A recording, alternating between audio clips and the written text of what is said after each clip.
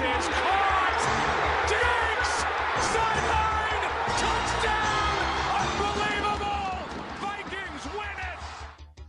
Pass for Hopkins. Oh my goodness. Did he catch that? Did he catch that? That's the touchdown catch of the year if that's good. The Philadelphia Eagles are Super Bowl champions. Eagles fans everywhere, this is for you. I think Carson Wentz throws for over 400 yards and 4 touchdowns in his return against the Indianapolis Colts to lead the Eagles to victory on Sunday. You were just talking about him, Drew Brees, one of the best quarterbacks of all time, one of my favorite players of all time. Not only is he going to break the passing yard record this week, he only needs 201 yards to do it. He's going to obliterate it. Welcome to 4th and Long, your weekly NFL talk show here on Com Radio. Now, here are your hosts, Jason Marcus and DJ Bauer. Welcome to 4th and Long, everybody, your NFL talk show here on Com Radio. I'm your host, DJ Bauer. Jason Marcus cannot be with us this week, so who else to talk with other than Francesco De Falco? How are you doing, Francesco? I'm doing great. A lot of stuff to talk about this week. A lot of big absolutely. news. A lot of stuff. How are you doing? I'm doing pretty well. A lot of things have happened this week. I am particularly happy about the return of college basketball. How are you? Yeah. I'm particularly happy that the Giants didn't lose this week. Well, mainly because they were on bye. They were on bye. But that's fun. That's the main reason why they couldn't. Yeah. So anyway, let's get into some football talk here. Now, unfortunately, if you are a usual listener on the Facebook Live app, I do not have a Facebook. Jason's the one who runs that. So hopefully, if you're listening on the Com Radio app or on the website. Also unfortunate because we're dressed to the nines here tonight. We are. We have our headshots that we're going to do later for Com Radio. But you don't care about that. What you care about is football. So let's jump right into it. We think our big story of the day here, just news as of 5:44 p.m. It's official now. There were some rumors going on, but it is official. Dez Bryant agrees to a 1-year deal with the New Orleans Saints now. Dez Bryant, of course, cut ties with the Cowboys at the end of last season, and he's been sitting on his couch for most of this season, and now finally he's got somewhere he wants to go. He got offers from the Ravens, he got offers from the Browns, and now he is a New Orleans Saint. Now, tell me, Francesco, what does this mean for Dez Bryant? For Dez, I think you got to look at this from his perspective. He like you said, he was sitting on the couch this whole season. All of a sudden, he's in talks with a team that could potentially win the Super Bowl this year. And I mean, why not take it? And let's look at this from the Saints' perspective. I don't think this is the biggest movement for them. They have Michael Thomas. They have that receiving core. They have running backs that catch the ball out of the backfield. For Sean Payton, one thing he loves is just having weapons. Going into last season, they had Adrian Peterson, Mark Ingram, Alvin Kamara, all in that backfield. They ended up not using Peterson that much at all. What Sean Payton liked about that was just he had these 3 guys that he could rely on and do these different things with. For this situation, do I think, Bryant's going to become number 1 wide receiver over Thomas? Absolutely not. Do I think that he's going to have that much of a focal point in this offense? Not really, but he's there. He's obviously has the talent, and I think Peyton's going to be really happy that he's on the team now because it's just more options for him to deal with. I agree with that sentiment. I do think this is a good pickup for the Saints, and I think it's the perfect landing spot for Dez Bryant.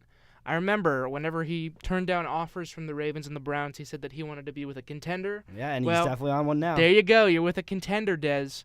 I definitely think it's a big addition to the Saints. They have Michael Thomas, and he's the primary guy there. But a fun fact about this addition here is that Michael Thomas is the only receiver on the Saints roster that has more than 12 catches this season. Really? So that is a massive addition to the receiving core, absolutely. Gives Drew Brees another weapon. And we just talk about how much more explosive this offense becomes. I mean, I know we mentioned Michael Thomas, but look at the other guys that they have on there. Alvin Kamara, Mark Ingram, the one and only Drew Brees. And Yep. I think Traquan Smith is going to end up breaking out at some point and be a good receiver for the New Orleans Saints. So the rich get richer in the NFL like they always do.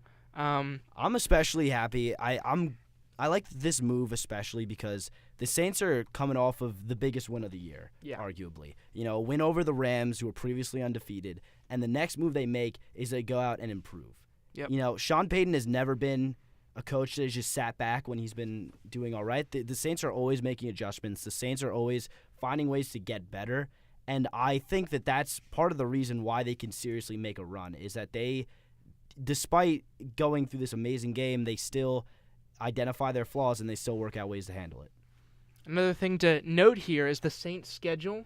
Yeah. On November 29th, the Thursday night game, a week after Thanksgiving. I know what this is. Guess who they're playing? Dallas Cowboys. Absolutely. You think that impacted his decision, maybe? A little bit. He seems like the kind of guy that wants to get revenge, doesn't he? Throw up the X. Is it in Arlington or is it? It is in Arlington. Ooh, throw up the X one more time. I'm curious to what the fan reception to that will be. Will they applaud him? I'm thinking boos if they're losing. I mean, those Cowboy fans are it going is to be Cowboys salty. fans. With the way this season's going for them, they're going to be salty. So, very good point there. So yeah, big shakeups there in the NFL with Dez Bryant finally landing on a team. Personally, I don't think he's going to have the same impact that he did whenever he was at his peak with the Cowboys, but it is exciting to see him back in the NFL. So some other stories we have to go here over. Let's talk about San Francisco. Yeah. Nick Mullins. Nick Mullins Who for president, baby. Who would have guessed? Make it a hashtag. So Nick Mullins, of course, C.J. Beathard ruled out for that Actually, I think he was ruled healthy, but they still sat him on the bench anyway for that Thursday night game last week against Oakland. Obviously a bit of a stinker there with the San Francisco 49ers coming out with a very triumphant 34-3 victory over the Raiders, who do not look good at all. And part of that, of course, has to go to good old Nick Mullins just coming off of the bench and surprising everybody. Let me take a look at his stats for this game, because this was pretty impressive. Nick Mullins comes out. This is his first career start. He goes 16 for 22, 262 yards, and 3 touchdowns. That's pretty impressive for a guy that's never had a start in the NFL before. I mean, you're looking at who they were playing. Not as impressive. It's part of still it. Impressive. It's part of it. We still got a long way to go here. Now, I got a couple questions for you on Nick Mullins here, Francesco. Let me hear it. All right. One of my questions: does he continue the success? I'll say this. One thing that, obviously Nick Mullins has been getting attention ever since that game. One thing Shanahan and the rest of that team has been saying is that, while he doesn't have the best, physical attributes, he's a really, really smart guy. Now, Kyle Shanahan, you saw it with the Falcons, runs an amazing offense. I think that, does he have these kind of stats going forward? I don't think so. Maybe in Shanahan's system he can play really well, but what we saw in that game was wide open receivers, screen passes that went for large gains, A lot of it was the offense. I think you do have to give credit to Mullins, however, for being able to understand the offense so well and being able to execute on such short notice. One thing you have to look at is, this was, a win over the Raiders, the worst team in football. We have to see, how he plays against the rest of the season. Do you know who they play this coming weekend? They got the Giants. They got the 1-7 New York Giants. Another easy the one. second worst team in football. Another underhanded pitch here for Nick Mullins to hit out of the park. So does he do this all season? I don't know. Next week, I think I'm taking similar stats on that one for him. Okay, we'll see how he goes. I have to agree with you. I think that Nick Mullins having this start is part of just because he's been put in a really good situation here against the worst defense in the league. And he gets another one here, like you mentioned, against the Giants on Monday night. It'll be a nice opportunity to see how he handles under pressure with those bright lights on ESPN. But something else I'm curious about here. Let's say Nick Mullins is the real deal. What do the Niners do? They just gave Jimmy Garoppolo this massive contract. What do you think? I mean, I would think they would stick with Garoppolo because you have to think, let's say Mullins is a real deal. He puts up these numbers in this kind of offense. It's only, less than half a season left for him to put up those numbers before Garoppolo comes back next season or should come back next season. So if they had to take one or the other, I'm going with Garoppolo on this one. I would, by the time the season's over, would Mullins have played more games for the 49ers than Garoppolo? He would, because Beathard's played a couple. So I take that back a little bit then, but I think that they would have to stick with their guy just because it's not, the longest resume for Mullins. And I definitely think, one thing is that the 49ers know way more than anyone else does about both these guys. Right. If they know that they could sell high, then, by all means they would do it. I don't think that they would risk, leaving him there and, if Garoppolo gets hurt again, coming back in and trying to prove himself when they can, he might have a good rest of the season and then they can get rid of him there and, collect a profit on that. So I'm going to go with they're going to stick with Garoppolo. I'm going to have to agree. I think if Mullins does end up working out, we have a little bit of a Carson Wentz, Nick Foles situation here. Who's still on the Eagles. Reduced to a little bit of a lesser level, because I don't think that Garoppolo has proven himself the way that Carson Wentz has. But, hey, Mullins comes in under pressure. He's the starting quarterback for the Niners, a 1-7 team. He gets them the win. There's reasons to be excited in San Francisco. And with that, we are going to take our first break. Don't go anywhere. You're listening to Fourth and Long. We will be right back.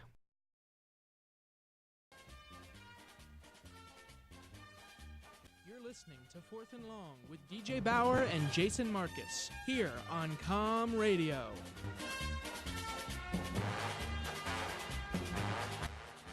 Welcome back to Fourth and Long. I am your host, DJ Bauer. Alongside me, Francesco DeFalco, and we are discussing the NFL. Things are heating up, folks. We are going to talk about the hot seat, both for quarterbacks and coaches. The most exciting part of the year for fans of bad teams. That's right. Let's start off with the Giants. Yep. We had some comments this week from head coach Pat Shurmur, of course, assuring that Eli Manning's job is safe, only because Kyle Lauletta got arrested for a traffic violation. He said that Eli will get the start on Monday, but he is not confident in him. He said he needs to play better. What are your thoughts about this, Francesco? I think that while, Eli's continuing to start like he's been doing, there's a narrative change that has gone on here. Because after their loss to before the bye week, Shurmur was talking about how he was unsure about who was going to start. He needed to look at everything. He didn't want to make promises. It was no longer like the weeks before, Eli's our guy, we're sticking with Eli, we're going to be doing this. And I think with this, Eli, you're getting the start, but you need to play better kind of thing. What Shurmur's basically saying now is you got lucky. He was probably considering Lauletta. He was thinking, maybe he could produce better. And, with the whole thing that happened, he just didn't see it as the right time. I think this is important for the Giants because it's no longer benching Eli now is no longer, hey, Eli, let's see, you're not going to be around, 2-3 years from now when we can start competing again. Let's see how our young talent does. It's now, Eli, you're not enough to win us these games. We got to see what other people we have. And so I think, if he wasn't on the hot seat prior to these comments, he definitely is now. I think that for the Giants, you'd have to think that this is like a lost season for them. I mean, absolutely. They're 1-7. They're not going anywhere this year. It's looking like another top 5 draft pick 2 years in a row, which is pretty rare for the Giants. So to have, something like this, I think this has got to be bittersweet for Giants fans. I mean, this is the guy that, brought 2 titles to New York in the past decade, and then, to have his play fall off a cliff and, say, all right, you're still the starter, but who knows for how long.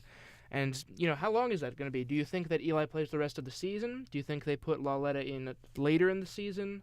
Do you think that he plays next year at all if they try to go for a quarterback in the draft?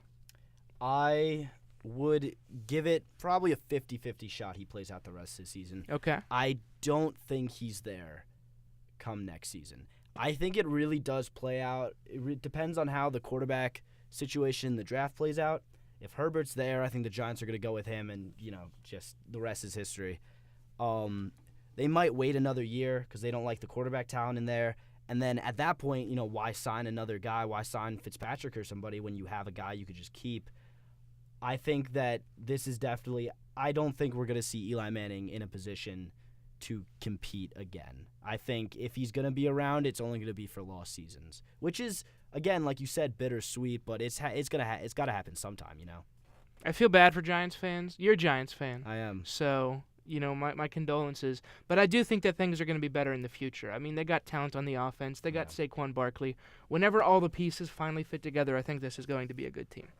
Now, moving on from the Giants, let's talk about coaches on the hot seat.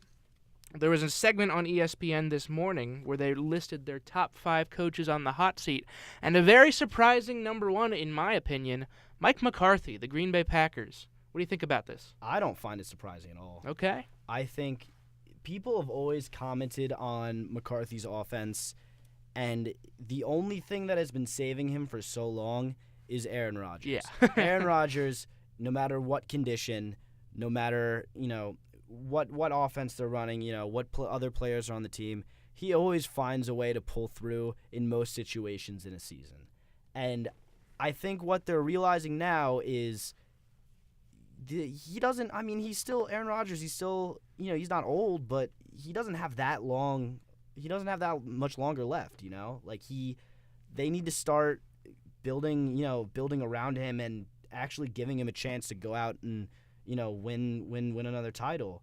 And McCarthy just has not proved in his entire tenure with the Packers that he could do that. I mean, I guess way much earlier, but it's just the offense is just too boring, especially for what Aaron Rodgers can do.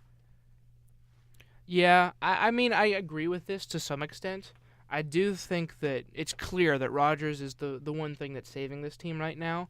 It's just kind of surprising to see that a coach that, we think has been given so much acclaim over these past couple years, to suddenly think that it's turning sour all at once because, the team's not handling it well. I mean, I understand for Packers fans, their expectations are, get to the playoffs every season, and they're in danger of missing it twice in a row, which is, rare for Green Bay. So that last season was the first time they missed the playoffs in a long, long time. Yeah, this is a team that is usually playing in January, so to see them not get there 2 years in a row would be surprising. Another coach I want to talk about that I saw on that list this morning, what do you think about John Harbaugh with the Ravens? I don't know if he would be going anywhere just because there's a lot of change coming for the Ravens soon. I think most importantly is soon enough Joe Flacco's going to be out of there and they're going to put Lamar Jackson in. I don't think the Ravens, maybe they've been shaky as of recent, but they haven't been having a horrible season. Their defense was playing defense didn't let up a touchdown in the second half until, the Saints played them. I don't see how coaching is really an issue here. What I see is a point for a team at which the older guys, there's turnover between the older guys and the newer guys. And I think even if he is on the hot seat, you have to give him at least a little bit of a chance to prove that, it's part of that and it's not him. That's the issue. So I think he's gonna be there for at least a year or two more. I agree. I like Harbaugh a lot. I think he's a very good coach, and he's proven it in his tenure with the Ravens. The one thing that worries me about this is that this is a team that came into the beginning of the year with so much promise. They started off 4-2. Things started to go sour whenever they lost that home game to the Saints. It seemed like that missed extra point from Justin Tucker didn't just jinx him, but also the entire franchise. Yeah. And I think Harbaugh's getting a lot of the flack for it. And it's understandable. I mean, this is a Ravens team that, won the Super Bowl a couple years ago and since then has barely been relevant in the playoffs. So I think they've been getting better each season since that decline. I agree. I think, they came in last season maybe a little surprisingly promising, but then, they fanned out a little bit at the end. I think that they had a stronger start this year, and I think that's going to continue, especially with the changes that they're going to have an even stronger start next year, and it's just they're just going to get better as a team. So I don't think this is the right time for them to fire their coach. Yeah, I agree, especially because I do think that Harbaugh is a good coach. The issue here for the Ravens, though, is that they've got a pretty tough schedule down the stretch. They got the Bengals coming up. After that, they've got the Falcons and Chiefs both on the road, and they've got the Chargers on the road later. So it doesn't really get easier for the Birds. We'll see how they handle it. One more coach I want to talk about that I think maybe has the hottest of seats all right now, good old Clappy Boy down in Dallas, Jason Garrett. Yep. What do you think about this guy? I mean, he won Coach of the Year a couple years ago. What's happening? When is he finally getting the boot in Big D? I think one issue, if Jerry Jones is self-aware at all, he'll realize he's not. He'll realize that if he fires Garrett and he needs to find a new head coach, I don't think you're going to find that many impressive head coaches that are going to want to deal with him and his family. So if he has any intellect in him, I think he'll know that, Garrett might be his best option right now. Then again, you had a Dallas Cowboys team that started off pretty well. They have, just like a few of these other teams, they have a lot of talent. They have Zeke Elliott, who was leading the league in rushing for a few weeks and then just kind of fanned out. They already got rid of their offensive line coach, I'm pretty sure, this season. So things are starting to go down for them. I wouldn't be that surprised if he lost his job. I wouldn't either. I wouldn't be that surprised. I think there are talks about Dak maybe, going somewhere else or, getting, not going to be with this team. I don't think so. I think that they would probably keep quarterback over coach. But, would firing Garrett be the right move? I'm not entirely sure. but I think that it might be coming because you never know. You never know with Jerry Jones. Yeah. My main problem here is that I think that it's possible that as long as Jerry Jones is around, Jason Garrett's going to be around. Yeah. Because he wants a yes man. He wants a guy that'll stand there and, listen to Jerry Jones' wacky ideas. Hey, Jason, why don't we trade, a first-round pick for Amari Cooper? Oh, that sounds like a great idea. So I can understand that Dallas fans are upset. They want Garrett out of there, and I think that time will be coming soon. I think it may be time for a change on the offensive play calling as well with Scott Linehan, the offensive coordinator. I mean, how many times did they run the same predictable set against the Titans? Run on first down, pass on second down, screenplay on third and long. Seemed like it happened every drive out there. So, yeah, big surprise. The Cowboys fall on prime time yet again, and they're going to get to play another prime time game again this week against the Eagles. It's just what the Cowboys do. I think I've figured out why they keep putting the Cowboys on prime time. I know you have issues with that. I and do. You get upset every time I they do, do it. very much. I think it's just because they know people love to watch them lose. It's true. I think they know that people are going to be watching to root against them. So, smart play on the NFL's move. They're America's team, and whenever they lose, you're cheering against America. Is that what it is? No. All right, so with that, we're going to take our second break. Don't go anywhere, though. We still got to give a recap of last week, and, of course, we will give our predictions for next week as well as our bold predictions. Make sure you keep listening to Fourth and Long here on Com Radio.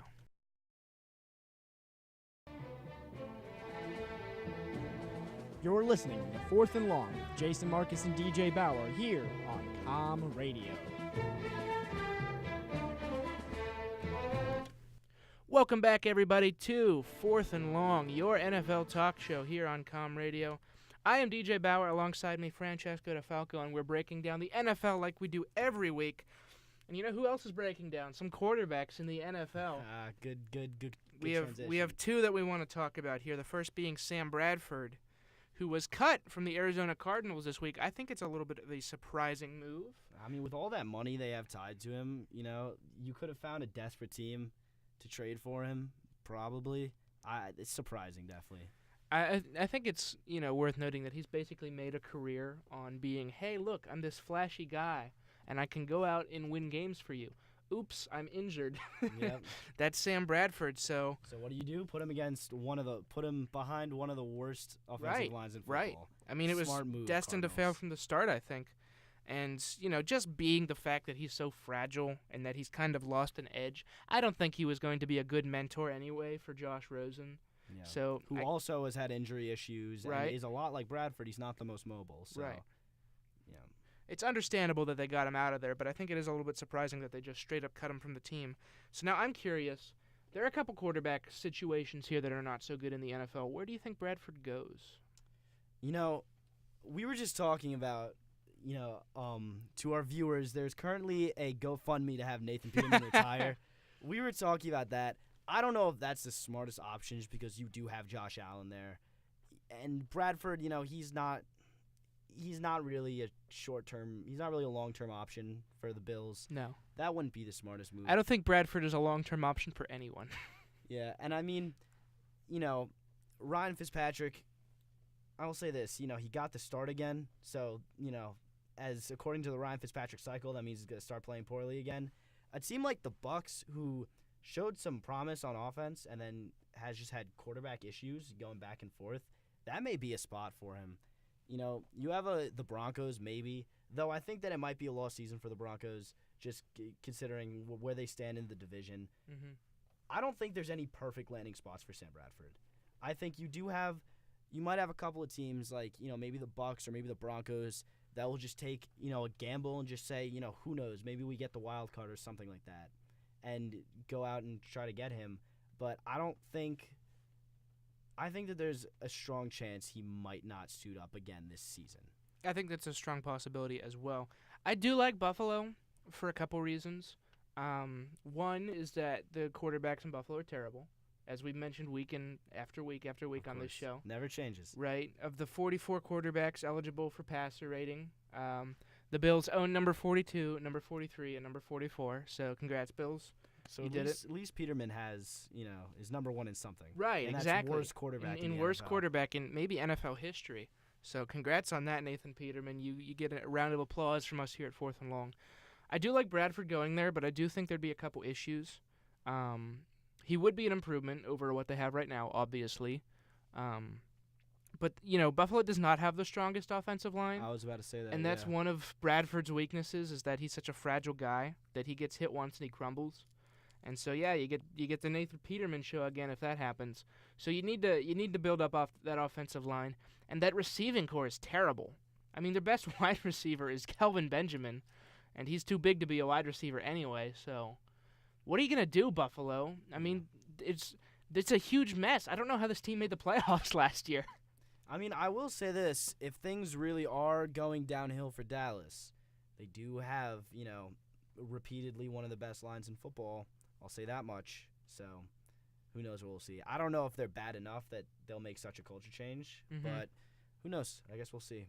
Yeah, it'll be interesting to see where where Bradford goes in these couple weeks. It will be interesting to see where Peterman goes. I know where goes. Peterman's going at the end of the season, right in the trash. Sorry, Nathan. I know we roast you on this show week after week, but you do deserve it. Nathan, we love you, but you're just not a good quarterback. He's not a good quarterback. All right, he's the Hackenberg, I would say, the new Hackenberg. Yeah. Except he's actually getting chances. Yeah, except he's actually in the NFL right now. I don't think. Did Hack ever throw a pass in an NFL game? I don't think he did. No, he might have for the Jets. Maybe? Like in a preseason game, maybe, but I don't think in an actual game. We'll have to check the stats on that one. We'll check. Yeah, we'll check near in the end. We'll have to check. But I think he might have played for the Jets for a little bit. So there you go. You got company there with Christian Hackenberg, Nathan Peterman. Moving on from that, we've talked enough about these terrible quarterbacks.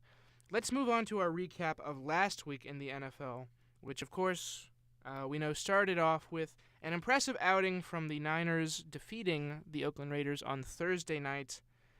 Where do you think the Niners go from here? Is there still a chance to save their season? The Niners? I don't think so. Especially, they would have to be competing with a wild card with that record because, look who's at the top of that is the Rams. Yep. I think, honestly, it's obviously not, if you're a fan, it's not a great look watching your team crumble for an entire season. But, the 49ers, they have what they believe is their quarterback going forward. They have some promising guys. They've missed on a few draft picks as of recent, but they have some promise for their future. And here they are getting what looks like maybe a top 5 pick in the draft. Judging by their schedule, they could probably beat a couple other teams. Things might be promising for them. I would never suggest team go and tank, but just depending on with the talent they have right now, they could end up with, a great guy and go back with Garoppolo next season and, just have all this new talent. I'm wondering if it's worthwhile for the Niners to actually, put in these guys that are looking good. Just because they're 2-7, they're in a division with the Rams. Like you said, they're not. I don't think they're going to come back and do anything. So the fans are left with this, crazy, paradox here. What do you do? Do you go out and start the guys and look like a better team, or do you try to tank and get a high draft pick? They kind of did that last year with Garoppolo. I wonder if they do it again this year with Mullins. It'll be interesting to see. Comes back, wins every game for the 49ers. If they did, they'd finish 9-7 and they'd be in wild card contention. So who knows? Yeah. Maybe the Niners are not done yet. We'll have to keep an eye on that one. Now let's go to Buffalo, where Chicago took care of business, won that game 41-9. Are you impressed by the Chicago offense? Absolutely. I think the North is tough this year. I can confidently say I think they're the best team in the North. Okay. I think the NFC is really tough this year. You have the Saints and the Rams, and you have a few other teams. I think, the Bears, they look really good. I'm not confident in saying that they could go and make a run just because it would be such a tough path making it through there. And I don't know, with a young guy like Trubisky, he would be able to pull through in all those games. But they look good. If they keep this up and they, just keep improving even slightly, I think give it a year, give it 2 years, they're going to be good. They're going to be really good. I agree. So I don't think it has anything to do with, how good they are right now. I think it's just, the situation they're in. It's just not their year this year, I don't think. I think that the hiring of Matt Nagy has proved to be a massive boon for this team. I mean, we saw what he did last year with Kansas City's offense, And so now getting the head coaching job here, we've seen like a major improvement in just 1 year on the offensive side of the ball. I agree that I don't think Trubisky is ready yet to be like a stardom type guy. But, you give him the opportunity, you give him the weapons. He's got an all right offensive line, and they'll go out and succeed like they did against Buffalo. And, it helps. When you're a good offense, it helps to have a good defense, too, putting up 2 of those touchdowns in Buffalo. So I would just like to point out, everybody laughed at the Bears when they moved up one spot to take Trubisky over the 49ers. And now look at it. 49ers have, a quarterback with a torn ACL, and, the Bears are doing all right. So good for you, Chicago. Maybe they'll get over the hump this year and finally get into the playoffs. That would be nice. All right. Kansas City at Cleveland, another easy win for the Chiefs. Do you think that the Browns turn it all around this year after firing their coach? Absolutely. I think we've talked about how the Chiefs' defense hasn't been the best, how their offense has really been, the MVP of that team. They've been carrying them through some of these games. You look at the Browns, who just fired their head coach and offensive coordinator the week before, putting up 21 points on them, and you think, wow, the Chiefs' defense must really be that bad. But no, I think just getting rid – I don't know how much I like that Todd Haley move, but getting rid of Hugh Jackson. Yeah. People said that the Browns' practices after they fired Jackson was some of the best that they've had in a while with those young guys. Like, I think obviously, you got to find a coach that's right after this, but I think they're just going to improve based solely on they've gotten rid of Jackson. I think it's very, very possible. I'm going to have to actually disagree that they'll get better this year, and that's just because of their schedule. Their next 5 games, they got the Falcons, and then at the Bengals, at the Texans, and against the Panthers, and then they end it with the Broncos, Bengals, and Ravens there. I think those 4 games that are coming up, those could all be L's, and if it is, it puts them at 2-10-1. I think they, with Baker Mayfield and his winning mentality, I think they can pull out a tough win against one of these good teams by the end of the season. I don't think it's going to be all losses from here. The Browns are trending up. It doesn't seem like it, but they are trending up. That's a fact. All right, New York and Miami, kind of an uninteresting game here. I guess the most notable thing about this is that Sam Darnold is on track to break the interception record among rookie quarterbacks. Well, he won't do it next week because he is not playing. You know that? You didn't know that? I didn't. Are they really not starting him? No, he's hurt. Oh, he's hurt. Okay. I was going to say. Well, I didn't catch that one. That one kind of caught me off guard, but yeah. It's what the Jets do, I guess. Just throw in a quarterback into a situation that's not great for them, and then they fall under pressure. We're talking about everybody laughing in the draft. Everybody laughed at the Giants for taking Saquon Barkley over Sam Darnold. Now look at that. I mean, granted, Giants aren't doing much better, but Saquon does have the second most scrimmage yards in the league right now. Yeah, there you go. Sam Darnold out with a foot sprain. I must have missed this one. I don't think it's going to matter too much. They're playing the Bills. Well, guess what? Next week, Josh McCown versus Nathan Peterman. Oh, this is the star-studded matchup of the week. Who can get 1 touchdown? Exactly. Exactly. This is going to be a fun one. All right, we got Detroit at Minnesota as well. This was a weird game because you look at the stat line, you think this is an easy win for Detroit because Detroit gets more first downs, they have less turnovers, and they lose 24-9. Yeah. What the heck? I am very happy that I was actually starting Jared Goff in fantasy this weekend. Okay. And I happened to notice that the Saints were my defense. Okay. So I go, oh, no, I need to go find a new defense. I put in the Vikings. They played their hearts out this game. 10 sacks. That was an amazing game by the Vikings defense. I mean, you see it. Like I said, the North is tough. There are some of these divisional games where one team knows they just have to step up and win a game like this. And I think for most players on that Minnesota defense, they knew that. And they really showed up. They really, just pummeled the Lions. I think if you can credit just one thing, it's just an absolute amazing defensive performance this game. I think that we're starting to see a return to form here for the Vikings defense. They kind of got off to a slow start this year, and now they're picking the paces back up. Danielle Hunter, he's playing like a defensive MVP candidate. He had 3.5 sacks in this game. He's definitely one of the names to watch going forward. And now we go to Washington. They were dominated there by the Falcons, 38-14. This is, coming off of some pretty impressive performances from Washington recently, knocking out 2 division rivals in a row, beating the Panthers. What happened? I would like to say this may be the game that ruins the Redskins' playoff chances. Okay. I believe it was 3 season-ending injuries this game for the Redskins. Falcons played really well. I mean, again, the Falcons have had their ups and downs. People seem to forget that they were the best offense in the NFL and a Super Bowl team only 2 years ago, right? Yeah. Yeah, 2 years ago.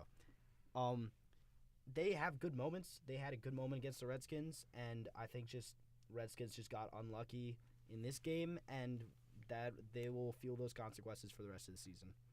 Worth noting that Julio Jones had his first touchdown of the season in this game. Odell Beckham called it right before. Tweeted out, Julio touchdown right here, right before they called the play, and then the next tweet, I know you saw that. Congrats, Julio. Congrats. All right, Tampa Bay at Carolina. No Fitzmagic this week. The Panthers go on, put out a clinic, win 42-28. Bucs defense not looking good. Is it time to do some firing in Tampa? I don't know if it's time to do some firing. They already got rid of Mike Smith. You have some teams that it's players first, then coaching to go. Then you have others that are coaching first, then players to go. I think this is a team where the Bucs may need to start looking for their new quarterback. Mm-hmm. Even if it's just somebody that can give Winston some competition and maybe help him improve. That might need to be their first step. I think one thing is there are a lot of people talking. I don't know what you think of this. There are a lot of people talking after this game that Cam Newton should be in the MVP conversation. He's been very good. I don't know about MVP, but he has been very good. Yeah, I was going to say, why, beating the Bucs, why would that game be the game to decide that? It's true. All right, let's run through a couple of these quickly. Pittsburgh at Baltimore. Pittsburgh comes away with a close win, 23-16. Games between these teams are always close. And Pittsburgh normally finds a way to tough it out. They do. They do. That's what my Steelers do. And with that, I think James Conner, another good game. Bell officially going to be gone? Yep. He's never playing another snap for the Steelers ever again. I have to agree. And you know what? I have to say, as a Steelers fan, hasta la vista, Bell. Not the Bring worst on thing. James Conner. I'm excited. All right, Houston Texans at the Denver Broncos. Kind of a fluky win here for the Texans, but they pull it out again. Can they keep it up? They're 6-3. I don't think they're going to win out for the season. But, again, like you said, kind of a fluky loss. But at the same time, they stuck with it. They played well. I think this is a better team than their, starting record shows. The South, AFC South is not really that tough this year. I think that they could pull out, be not necessarily a contender, but they can make some noise in the playoffs. All right, Chargers at Seattle. Chargers going in there and get a tough road win, brave it out and win 25-17. Chargers, you think they could contend for the AFC West crown? I think so. Okay. I think so. Chargers, people don't really like to talk about them. I think they're a good team. They really are. And, you look at this, the Seahawks are a good team too. Yeah. You have two teams in very similar positions, trying to find a way to make it out of their division with, some really strong teams in there. I think the Chargers are a lot better than people give them credit for. I like the Chargers a lot too, and I think if not for some guys by the names of Patrick Mahomes and Drew Brees, we might be talking about Phillip Rivers as the MVP of this league. Maybe. He is playing as well as he ever has. Rams at Saints, a big one that we talked about a little bit earlier here. Passing of the torch, you think? Saints are now the best team in the NFL? Yeah, and I think, you say passing the torch, it's funny. You got head coach like Sean McVay, who's a lot like Sean Payton in name and, coaching style. Mm-hmm. You have a quarterback like Drew Brees, then you have this young quarterback like Jared Goff. I think what we see here is two of the best teams in the NFL playing each other, and I think ultimately it's experience that wins the Saints this game, and I think if they play each other in the championship, it's going to be experience that wins them that one. I would love to see these two teams play in the NFC Championship. That would be one of the most fun games to watch. Absolutely. Those are two of the most fun coaches to watch, design a game plan around. For sure. I would love to see that. Green Bay at New England. Talked a little bit about this one, too. Aaron Rodgers not able to do it here. Tom Brady gets the last laugh between these two quarterbacks. Not really much to talk about, I guess, because we talked about McCarthy on the hot seat. Yeah, kind of what we said on McCarthy. People had this whole narrative that, it's Rodgers versus Brady. They won't play again until 2022, so, maybe never again. But this wasn't a Rodgers versus Brady. This was Packers versus Patriots. Yeah. Patriots were the better team. Yep. They pull out the win. And then, of course, Tennessee at Dallas, also something that we touched briefly on here. Does Tennessee get back into the AFC South conversation? I think that's anyone's division at this point. Okay.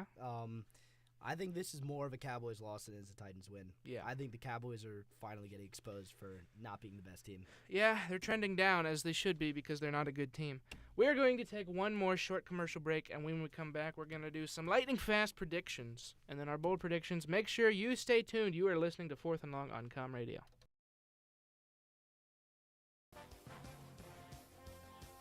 Welcome back to Fourth and Long with Jason Marcus and DJ Bauer here on Com Radio.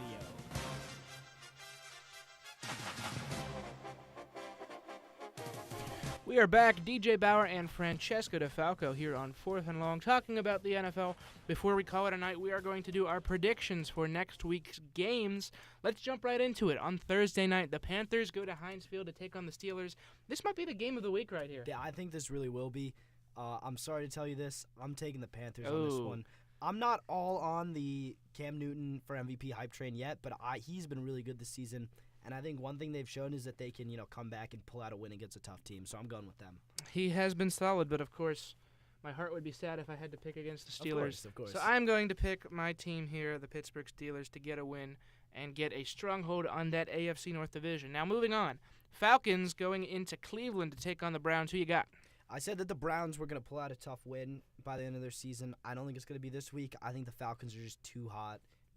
I think that they're just have an offense that just is too fast and too skilled for this Browns secondary right now. I agree. That offense is roaring. They put up 38 against the Redskins last week. I'm going to have them putting up 39 against Cleveland this week.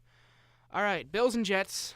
Most exciting game of the week. Josh McCown versus Nathan Peterman. Make sure you turn on your TVs for this one. Who you got? I'm going with the Jets on this one. Yep. I mean, I just don't think I could ever safely take Nathan Peterman to win a game. I agree. So, Josh McCown, I mean, he wasn't the worst quarterback. No, he wasn't. Before Sam Darnold came in, so I'm going with them. He's basically Darnold's dad. Yeah. They're very similar quarterbacks. I'm going Jets, definitely. Lions and Bears. I think this is an interesting one just because the NFC North is such a crazy division. We've seen some weird things happen. Who you got? In divisions like this, we see games can swing either way. Anything can happen. But I just think a team that let up 10 sacks the week before going up against Khalil Mack, It's a good point. don't know. I'm taking a Bears home win on this one. You know what? Everything's pointing to a Bears win, but because this division is so strange, I'm going to say the Lions get an upset win on the road. Didn't work out for me last week when I picked them to get an upset win on the road, but we'll see if they do it this week. All right, Saints 7-1 now, heading to Cincinnati after beating the Rams. Who wins? I don't think the Saints are losing this game. I think, are they going to win out for the rest of the season? Who knows? They've won, just Seven in a row. Seven in a row. So impressive. They're just too hot right now. I don't think the Bengals can keep up with them. Yeah, Bengals are a good team, and I do think this is a team that's going to stay in the wild card race here in the AFC, but I am also going to have to go with the Saints. Patriots go to Tennessee. Who wins this game? Ooh. Do you want me to say this right now? Okay. I think this is my upset of Okay, the week. okay. I think the Titans, they've been incredibly up and down this entire season. But they just came off, a big primetime win against a team who is maybe worse than they look. But, the Titans, they pulled out that win. I think this may be a game that the Patriots lose. Okay. I'm not putting my upset card on this one. I'm going to go Patriots. Get out a big win here in Nashville.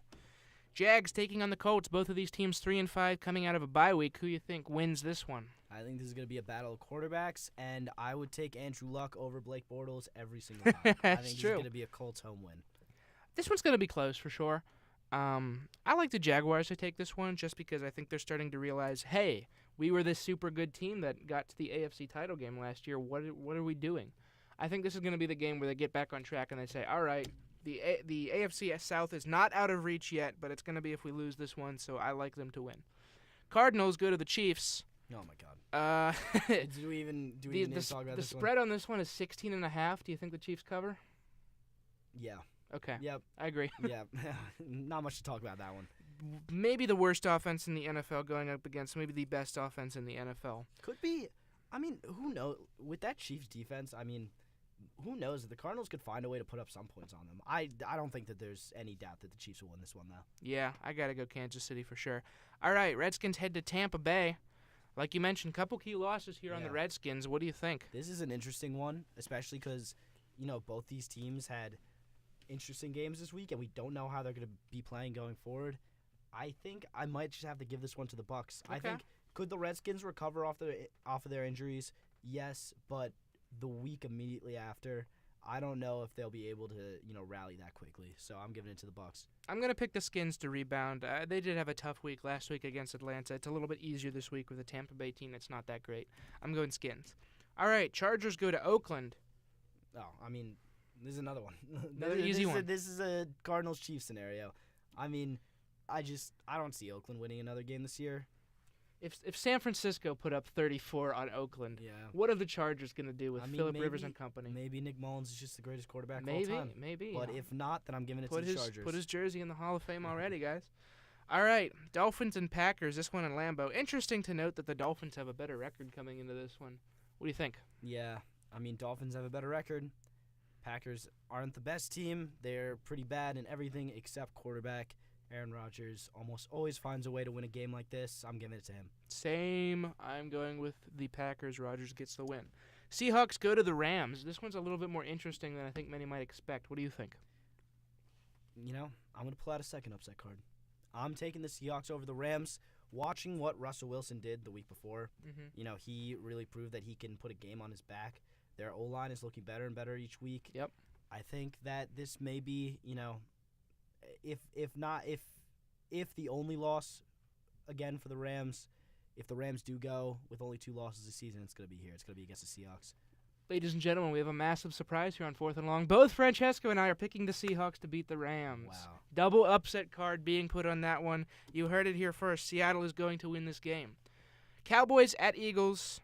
Cowboys in prime time yet again, just to make me angry. Is there a way no one can win?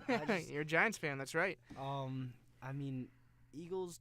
I don't think they're as bad as they've been looking. They're not. They're coming right off a Super Bowl. They have a little bit of a Super Bowl hangover, but they're a good team. Their foundation's still there from last season.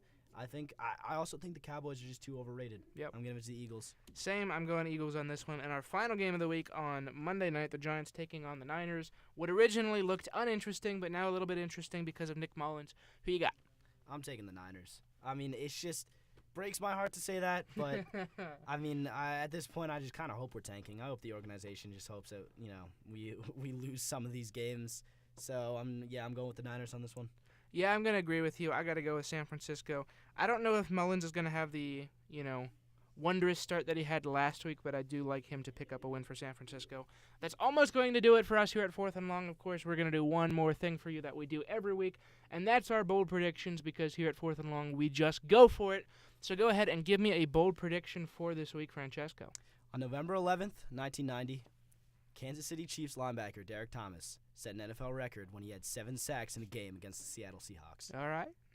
I don't even know what date it's going to be this week, but 2018, Khalil Mack. Yep, I knew you were going to say it. Set the single-game sack record against the Detroit Lions. That's mine. I'm going with that one. I like it. I like it a lot. That is one of the most unbeatable records in NFL history, I think. So if Khalil Mack does it and gets 8 sacks, kudos to you, man. Put you back into the Defensive Player of the Year conversation. I think it's a little unrealistic, but we'll see how it plays out. I mean, we just go for it on 4th and Long. Man. We do. I'm going to go for it as well here on the Thursday night game. I know I went to Thursday night last week and picked George Kittle to get 4 touchdowns. That didn't happen.